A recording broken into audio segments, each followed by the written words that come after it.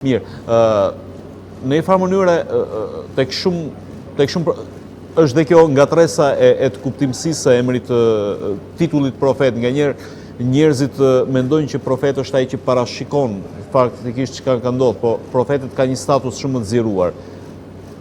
Shumë profet kanë ardhur edhe me mrekulli, ndërkohë që statusi i profetit Muhammed nuk ka qenë shumë i bazuar tek mrekullit, sesa tek mënyra e thirrjes, për mënyrën e sistemit i jetës si duhet ndërtuar. Megjithatë ka mrekullinë e çarjes së hënës. Çfarë është kjo? Me shakal kamer, është një mrekulli që kërkon nga pejgamberin që t'ju tregoj, dhe ata të cilët thotë pa hyrë në Mekë si Abu Xhehli e tjerë dhe kishin pa kur ky kishte treguar edhe këtë mrekulli. Mrekullinë të folit të gurëve, e tjerëve, gjarave, të cilët sot shkenca vërtetën se çdo send flet edhe për thotë edhe pan gjysmën e hanës me tunë edhe malin Hira.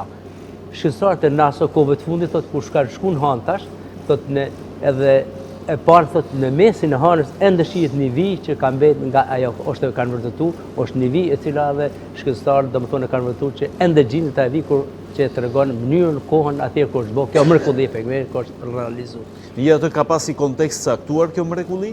Ka pas vetëm kontekstin kohor, domethënë kur në atë moment kur ka kërkuar, në atë moment ju ka treguar pejgamberi alayhis salam.